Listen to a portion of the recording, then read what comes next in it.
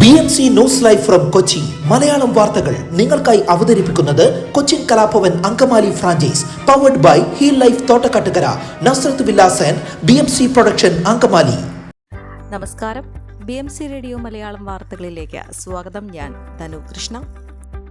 വല്ലാർപാടം മേൽപ്പാലത്തിൽ നീളത്തിൽ ടാർ നഷ്ടപ്പെട്ട ഭാഗം ഇരുചക്ര വാഹനങ്ങൾക്ക് അപകടക്കെണിയായി. പാലത്തിന്റെ വടക്കേ വശത്ത് നിന്നും 2 അടിയോളം മാറി 2 ഇഞ്ച് വീതിയിൽ നീളത്തിലുള്ള കുഴിയാണ് രൂപപ്പെട്ടത്. കാഴ്ചയിൽ അസ്വാഭാവികമായൊന്നും തോന്നുന്നില്ലെങ്കിലും വീതി കുറഞ്ഞ ടയറുള്ള ബൈക്കുകൾ ഇതിൽപ്പെട്ടാൽ നിയന്ത്രണം നഷ്ടപ്പെടും. പാലത്തിന്റെ കിഴക്കേ ഭാഗത്തേക്കുള്ള ഇറക്കമാണ് അപകടത്തിന് വഴിയൊരുക്കുന്നത്. ഇറങ്ങിവരുന്ന ഇരുചക്ര വാഹനങ്ങൾക്ക് വേഗത കൂടുന്നതും നിയന്ത്രണം നഷ്ടപ്പെട്ട് ഒപ്പം വരുന്നതോ എതിർദിശയിൽ വരുന്നതോ ആയ വാഹനങ്ങളിൽ ഇടിക്കാനുള്ള സാധ്യതയും കൂടുതലാണ്. കഴിഞ്ഞ മാസം ബൈക്കുകൾ കൂട്ടിയിടിച്ച വൈപ്പിൻ സ്വദേശിയായ യുവാവ് മരിച്ചിരുന്നു. അപകടക്കെണി ഒഴിവാക്കാനുള്ള നടപടി സ്വീകരിക്കണമെന്നും AIYF വൈപ്പിൻ മണ്ഡലം സെക്രട്ടറി ഡയാസ്റ്റസ് കോമത്ത് ആവശ്യപ്പെട്ടു. മധ്യവയസ്കനെ കുത്തിക്കൊലപ്പെടുത്താൻ ശ്രമിച്ച ശേഷം ഒളിവിൽ പോയ പ്രതികളെ സാഹസികമായി പോലീസ് പിടികൂടി. വെങ്ങൂർ കനാൽപ്പാലം പാറേമാലിൽ വീട്ടിൽ അനന്തു പ്രകാശ്, വക്കുവള്ളി ഭാഗത്ത് നെടുമ്പുറം വീട്ടിൽ സുജി ഷിബു എന്നിവരെയാണ് കുറുപ്പംപടി പോലീസ് പിടികൂടിയത്. വിഷുദിന തലേന്നായ വെങ്ങൂർ വക്കുവള്ളിയിൽ മധ്യവയസ്കനെ കുത്തിക്കൊലപ്പെടുത്താൻ ശ്രമിച്ചത് തർക്കവും വാക്കേറ്റവും ഉണ്ടായപ്പോൾ പിടിച്ചുമാറ്റാൻ ശ്രമിച്ചതിന്റെ വൈരാഗ്യത്തിലാണ് കുത്തിയത്. വിവിധ സംസ്ഥാനങ്ങളിലായി ഒളിവിൽ കഴിയുകയായിരുന്ന സുജീഷിനെ ആന്ധ്രാപ്രദേശിലെ വിശാഖപട്ടണത്തിന് സമീപത്തെ ഒരു ഗ്രാമത്തിൽ നിന്നും 1-ാം പ്രതിയായ അനന്തുവിനെ പോണ്ടിച്ചേരിയിലെ ആരോവില്ലി വനപ്രദേശത്ത് നിന്നുമാണ് അറസ്റ്റ് ചെയ്തത്. അപരിചിതരായ ആളുകൾക്ക് എത്തിപ്പെടാൻ ബുദ്ധിമുട്ടുള്ളതാണ് വനപ്രദേശം. ഒറ്റപ്പെട്ട വീടുകൾ, നിറയെ നായ്ക്കൾ. മാപ്പ് ഉപയോഗിച്ചാൽ പോലും കൃത്യമായി എത്താൻ സാധിക്കില്ല. പരിചയമില്ലാത്തവർ എത്തിയാൽ ആക്രമിക്കപ്പെടാനും സാധ്യതയുണ്ട്. ജില്ലാ പോലീസ് മേധാവി വൈഭവ് സക്സേനയുടെ മേൽനോട്ടത്തിൽ പുലർച്ചെ നടത്തിയ പ്രത്യേക ഓപ്പറേഷനിലാണ് പ്രതിയെ പിടികൂടിയത്. വധശ്രമം അടക്കമുള്ള നിരവധി കേസുകൾ ഉള്ളയാളാണ് അനന്തു.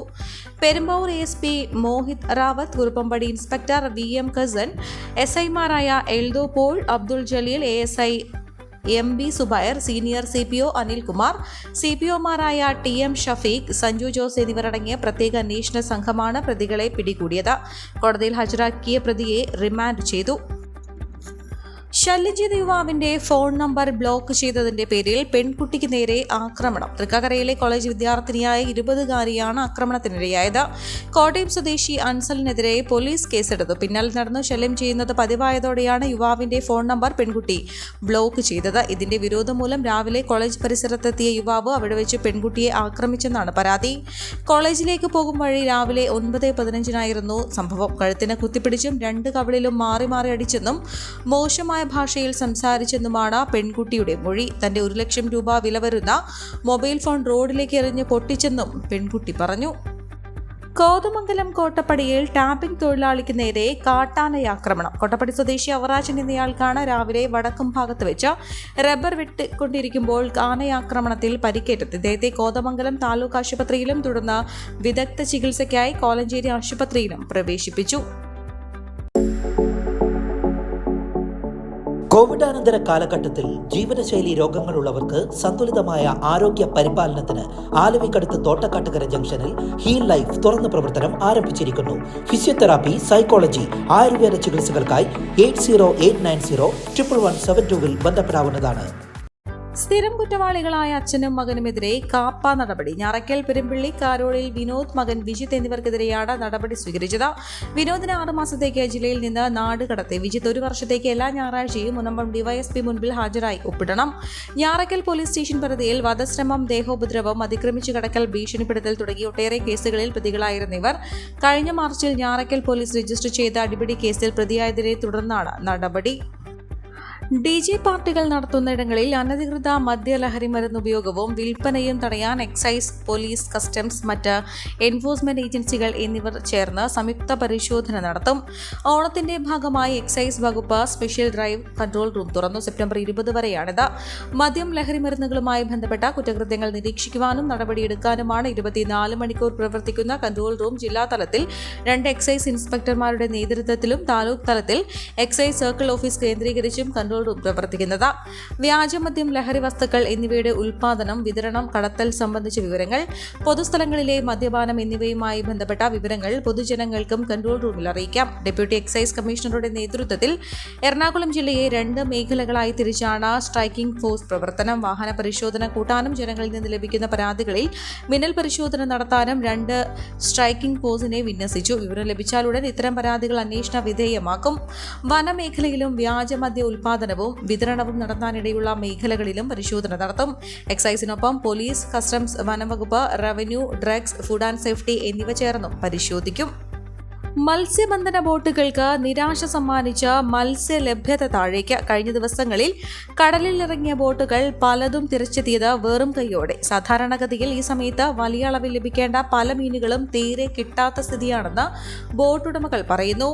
കലവ ഇനത്തിലും മറ്റുമുള്ള വലുപ്പം കുറഞ്ഞ മീനുകളാണ് പല ബോട്ടുകൾക്കും കുറഞ്ഞ അളവിൽ കിട്ടിയത്. ഇന്ധനം, ഐസ് തുടങ്ങിയവയ്ക്ക് ചെലവിട്ട പണം പോലും പല ബോട്ടുകൾക്കും ലഭിച്ചില്ലെന്നും തൊഴിലാളികൾ പറയുന്നു. അതേസമയം ഫൈബർ വഞ്ചികൾക്കും മറ്റും താരതമ്യേന മെച്ചപ്പെട്ട തോതിൽ മീൻ കിട്ടുന്നുണ്ട്. കുടുത, ചെമ്പാൻ ഇനങ്ങളിൽപ്പെട്ട മീനുകളാണ് പല വഞ്ചിക്കാർക്കും കിട്ടിയത്. കേരളത്തിലെ തെക്കൻ ജില്ലകളിൽ നിന്നുള്ളവരും കന്യാകുമാരി സ്വദേശികളുമാണ് കൂടുതലായും ഫൈബർ വഞ്ചികളിൽ കടലിൽ ഇറങ്ങുന്നത്.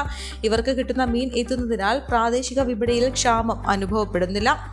പ്രാദേശിക വികസന ഫണ്ടിൽ നിന്നുള്ള തുക ഉപയോഗിച്ച് സ്കൂളിന് നൽകിയ ബസ് ഫ്ളാഗ് ഓഫ് ചെയ്തതിനു ശേഷം കന്നിയാത്രയിൽ സാരഥിയുടെ റോൾ ഏറ്റെടുത്ത് ഹൈബിയുടെ M P. Edavanakkad STPY KPM ഹൈസ്കൂളിലെ വിദ്യാർത്ഥികൾക്കും അധ്യാപകർക്കുമാണ് MP ഓടിച്ച സ്കൂൾ ബസ്സിൽ യാത്രയ്ക്ക് അവസരമൊരുങ്ങിയത്. ഉദ്ഘാടനം ചെയ്താൽ മാത്രം പോരാ, വാഹനം ഓടിക്കുകയും ചെയ്യണമെന്ന വിദ്യാർത്ഥികളുടെ ആവശ്യം സ്വീകരിച്ചാണ് MP ഡ്രൈവിംഗ് സീറ്റിൽ കയറിയത്. ഗ്രൗണ്ടിൽ ഒന്ന് കറങ്ങി ഉദ്ഘാടനം ചടങ്ങാകുമെന്ന പ്രതീക്ഷ തെറ്റിച്ച നേരെ ഗേറ്റ് കടന്ന് സ്കൂൾ ബസ് തിരക്കേറിയ സംസ്ഥാന പാതയിലേക്ക് ഇറങ്ങി. 2 കിലോമീറ്ററോളം നീണ്ട യാത്ര പൂർത്തിയാക്കിയ ശേഷം നടന്ന സമ്മേളനം ഹൈബിയുടെ MP ഉദ്ഘാടനം ചെയ്തു. എടവനക്കാട് പഞ്ചായത്ത് പ്രസിഡന്റ് അസീന അബ്ദുൾ സലാം അധ്യക്ഷത വഹിച്ചു. ജില്ലാ panchayat vice president LC George, ജില്ലാ പഞ്ചായത്ത് അംഗം KG ഡോണ, ബ്ലോക്ക് പഞ്ചായത്ത് അംഗം PN Thankaraj, panchayat vice president VK Iqbal, ഗ്രാമപഞ്ചായത്ത് അംഗം KJ ആൽബി, പ്രധാന അധ്യാപിക C Ratnakala, PTA president KA Abdul Razak എന്നിവർ പ്രസംഗിച്ചു. MPയുടെ പ്രാദേശിക വികസന ഫണ്ടിൽ നിന്നുള്ള 20 ലക്ഷം രൂപ ഉപയോഗിച്ചാണ് ബസ് വാങ്ങിയത്. ഈ വാർത്തയോടുകൂടെ BMC റേഡിയോ മലയാളം വാർത്തകൾ സമാപിക്കുന്നു.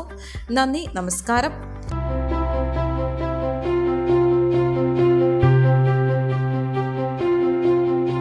അങ്കമാലി പ്രദേശത്തെ കലാവിദ്യാർത്ഥികൾക്ക് സുവർണ അവസരം.